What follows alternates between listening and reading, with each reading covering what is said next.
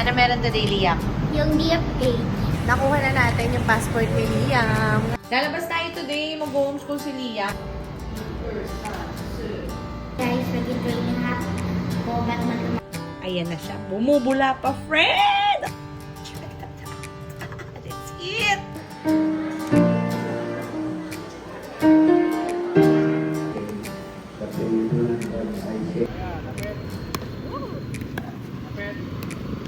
Dahil walang tayo mag-breakfast dito, gumawa na lang ako ng sandwich.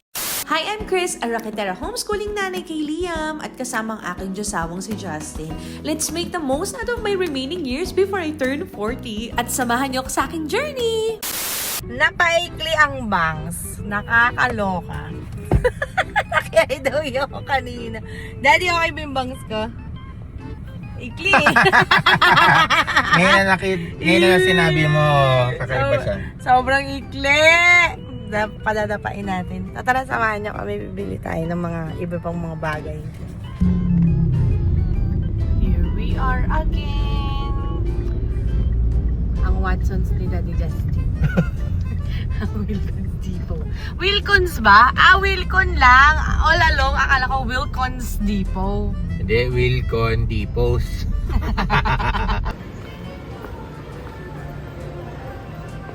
Daddy.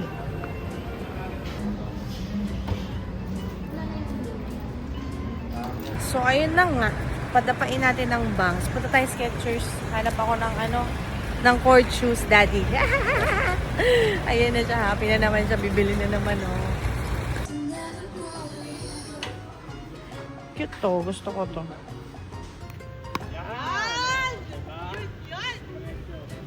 Uy, alam nyo ba na playing racket sports, kagaya nitong pickleball, yung tennis, kung nagba-badminton kayo, kaya table tennis, is strongly linked sa longer lifespan and healthier aging? Well, nakita ko lang to sa IG Reels.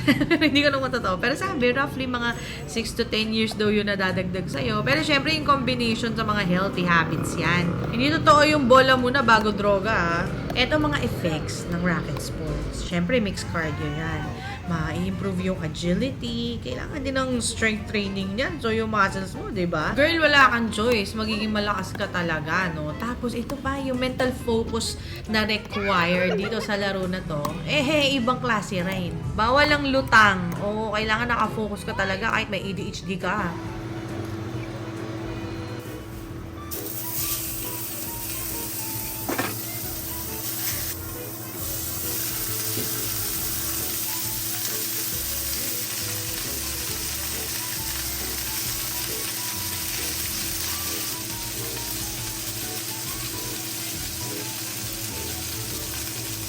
Ayan na siya. Bumubula pa, friend! Okay, let's assemble.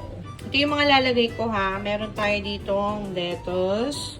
Meron tayong tomato. Tinanggalan ko ng seeds. Ayoko ng seeds. Cucumber na Japanese. At saka mga tira-tirang condiments na nilagyan ko lang ng relish. Nothing special, but let's assemble. Na-air fry na ang mga tinapay, Frenny ko. Uy! Frenny, lagyan na natin yun ng ating sauce. Sarap. Sarap. Alisin ko muna yung takip, ha. Dito na natin sa ilalim ilagay yung mga para matrap. Medyo na freezer burn. Sa ilalim ko na lalagay para matrap natin yung mga vegetables, ha. Uy. Ito dito. Ayan. Sarap! Tignan mo yan, oh. Tumatasik pa yung cheese.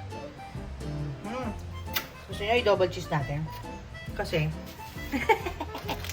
medyo expired na si Eben. Sama ko na, ha? Sayang. Double cheese natin yan para talagang masarap na masarap. Dapat pala sa ilalim ko nilagay, no? Sa ilalim. Sa ilalim kita. Yun. Diba? Lagyan natin yung top bun ng dressing. Pero hindi sobra. Para hindi sobrang basa. Na? Tsaka, lagyan na lang din natin ng extra ketchup. Sarap! Grabe, naamoy ko na. Naamoy niyo ba? Sana naamoy niyo, no? Ang ketchup na 3 araw namin hinanap. Pinagtago nung ketchup, di namin makita! Yeah! Patay. Tapos, wala tayong fries. Namili kayo. Ano gusto nyo? Mac and cheese or cheddar and chives? Friend, yung lettuce. Ang lettuce nakalimutan, ibalik. Balik yan. Kalimutan ng lettuce, nandito na sa harap ko.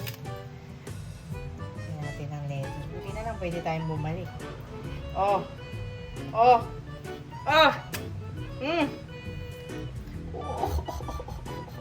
Lagay na natin dito yan. Ito yung pinaka-stable. So, sa asawa ko yung pinaka-maganda.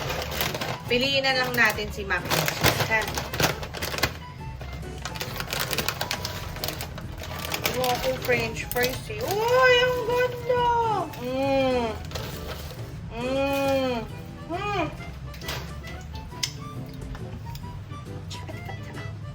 Let's eat!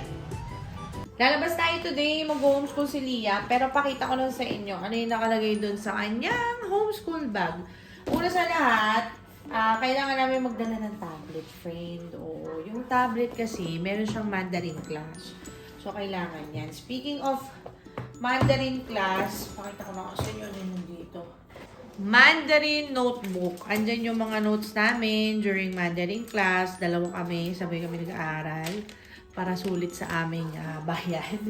Ilalagay ko yung link ko sa kami nag-online class ng Mandarin. Tapos, ito yung book na nabili ko sa book sale. Ito yung ginagamit ko para sa math, reading, English, and writing. Actually, kailangan namin ng resources pa para sa Filipino, makabayan, ganun. Oo, may mga ibang subjects pa si Liam na hindi lahat nandito sa book na to. Pero, very, very useful to. Kasi dun sa provider namin, ang pinili kasi namin category is independent learning. So, may mga maipapasa kami na tangible activities. And what else? Ito yung, may scratch paper pala si Liam dito. Ayan, kailangan niya pag magmamath. Morning routine, checklist niya. At saka, andito din yung may extra paper para sa mga extra notes na kailangan ko i-utos sa kanya. At saka, nighttime routine. Meron din kaming dalang mga extra pang accessories. Like, for example, ito yung, kung napanood nyo yun sa Koreano, ito yung mga ginamit kong pang sticker sa kanya. Nabili namin sa Daiso.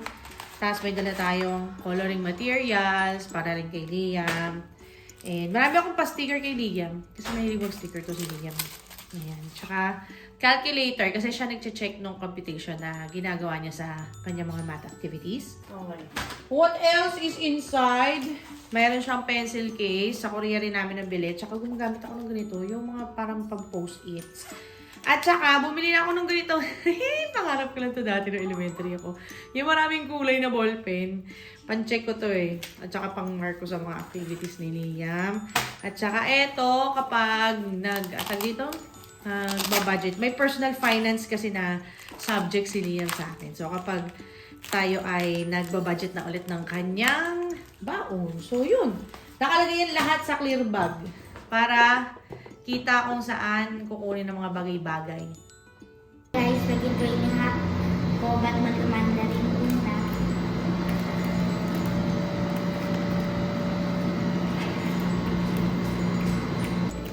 Nakapampi uniform na si Liam. Kaso may Mandarin class kasi ng alas 10. So, ayun. Nagmamadali siya kumain ngayon. Ang Mandarin notebook niya na since last year. Ayan. May mga notes kami dito ginagawa. T. Si, pa, kyo, shuk. Nine? 9. 9 years old. Yan.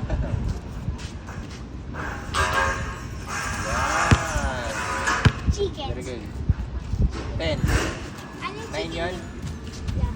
10. Anong chicken sa basketball? Chicken wings? Hindi ko alam. Meron ba? Diba yung Inasa- exercise? Yan. Oh, jumping jack, jumping jack. Yeah, yeah, yan. Oh, yeah.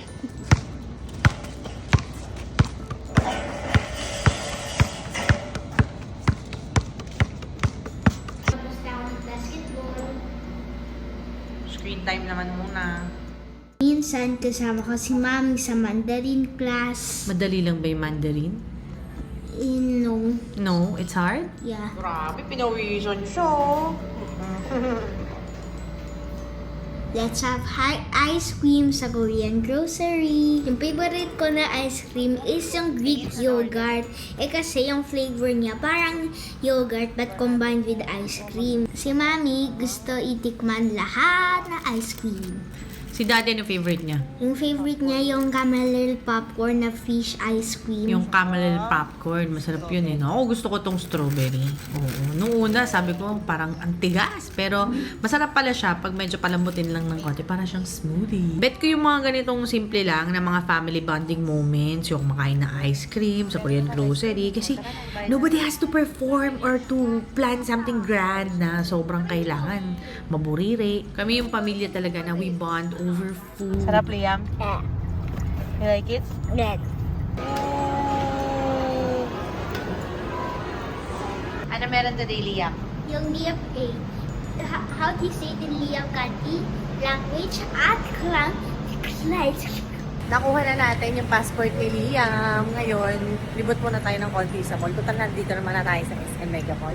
Let's go! Mahilig ka bang magpunta sa mall, Liam?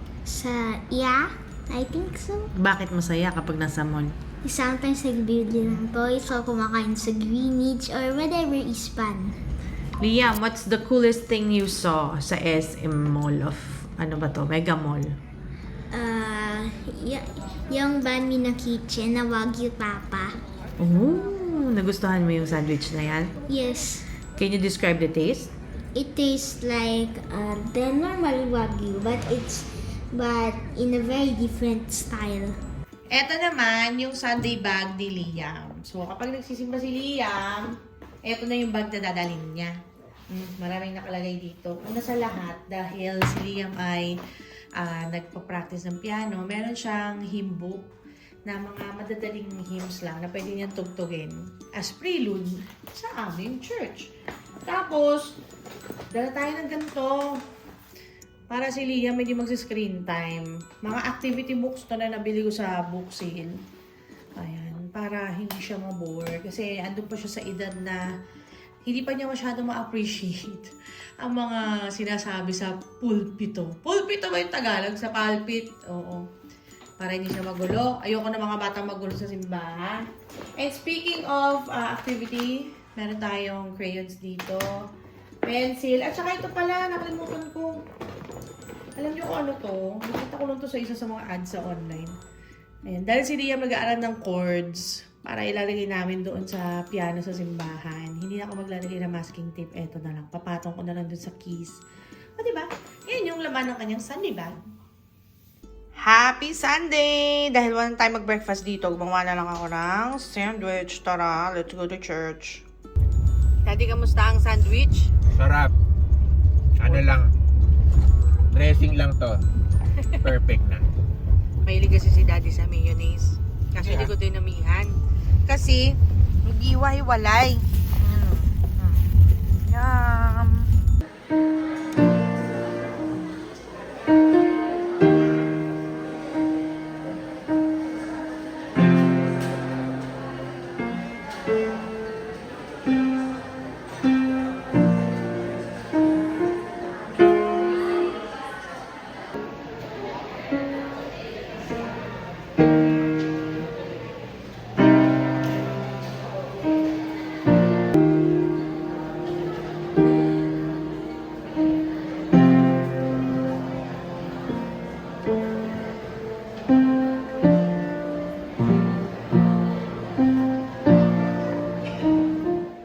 Si Mami, nagdadala ng activity book para kapag na-bore ako, hindi ako magsabi ng cellphone o ganyan. Kaya si Mami nagdala ng activity book.